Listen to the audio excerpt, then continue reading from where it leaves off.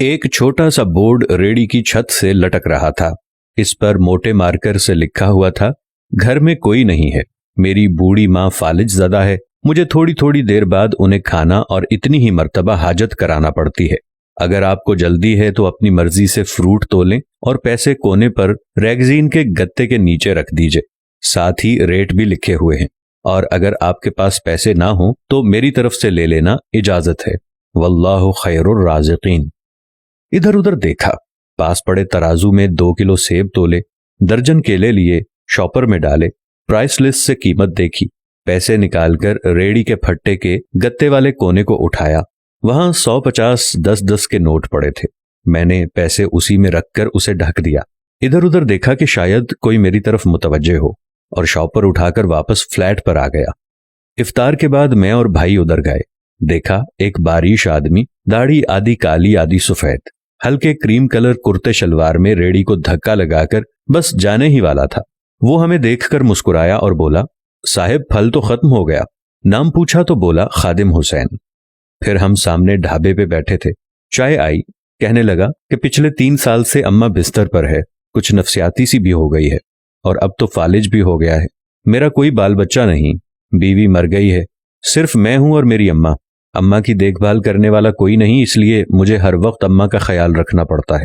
एक दिन मैंने अम्मा के पांव दबाते हुए बड़ी नरमी लजाजत से कहा, अम्मा तेरी तीमारदारी को तो बड़ा जी करता है, पर जेब में कुछ नहीं, तू मुझे कमरे से हिलने नहीं देती, कहती है तू जाता है तो जी घबराता है, तू ही बता मैं क्या करूं। अब क्या गैब से खाना उतरेगा? ना मैं बनी इसराइल का जना हूं, ना तू मूसा की मां है, क्या करूं?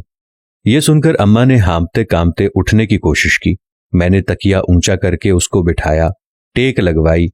उन्होंने झुर्रियों वाला चेहरा उठाया, अपने कमजोर हाथों का प्याला बनाया और न जाने रब्बुल आलमीन से क्या बात की। फिर बोली, तू रेड़ी वहीं छोड़ आया कर, तेरा रिज्क तुझे इसी कमरे में बैठकर मिलेगा। मैंने कहा, अम्मा क्या बात करती है, वहां छोड़ आऊंगा तो कोई चोर उचक्का सब कुछ ले जाएगा। आजकल कौन लिहाज करता है, बिना मालिक के कौन खरीदार आएगा। कहने लगी, तू फजर को रेड़ी फलों से भरकर छोड़ कर आजा, बस ज्यादा बकबक नहीं कर, शाम को खाली ले आया कर। अगर तेरा रुपया गया तो ये खालिदा सुरैया अल्लाह से पाई पाई वसूल देगी। 2.5 साल हो गए हैं भाई साहब, सुबह रेड़ी लगाकर जाता हूँ, शाम को ले जाता हूँ। लोग पैसे रख जाते हैं, फल ले जाते हैं, धेला ऊपर नीचे नहीं होता, बल्कि कुछ तो ज्यादा रख जाते हैं।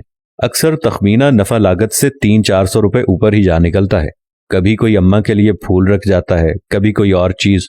परसों एक पढ़ी लिखी बच्ची पुलाव बनाकर रख गई, नोट लिखकर रख गई कि अम्मा के लिए।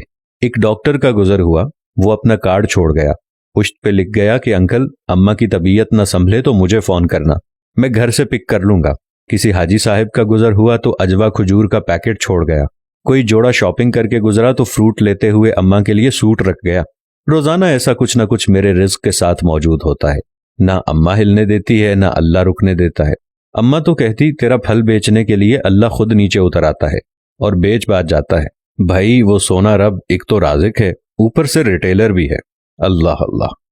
आखिर में मुझे अपने बच्चों से कहना है, अगर आप फारिग हों और अपने वालिदैन को काम करते देखें तो फौरन उठकर उनकी मदद करें और उन्हें कहें कि अम्मी जान, अब्बा जान, लाइए मैं आपकी मदद करता हूं या मैं आपकी मदद करती हूं। फिर देखें दुनिया और आखिरत की कामयाबियां कैसे तुम्हारे कदम चूमती हैं, इंशाअल्लाह। दोस्तों, ये एक बहुत ही मुतासिर कुन और दिल को छू लेने वाली वीडियो है। अल्लाह ताला वाकई राज़िक़ हकीकी है। उसने दुनिया अच्छे लोगों से भर रखी है। सिर्फ चंद गुमराह और कम समझ लोगों की वजह से कभी कभी परेशानी बन जाती है, जबकि सारे बंदे दर्जा बदर्जा अच्छे और खूबसूरत दिल और सोच रखते हैं। अल्लाह अच्छे लोगों को जज़ाए खैर अता फरमाए, आमीन। अल्लाह ताला हम सबको वालिदैन की खिदमत करने की तौफीक अता फरमाए, आमीन या रब्बल आलमीन। प्यारा इस्लाम के दोस्तों से अपील है, इस पैगाम को जितना हो सके शेयर करें, शायद आपकी वजह से ये बात किसी के दिल को लग जाए। जज़ाकल्लाह।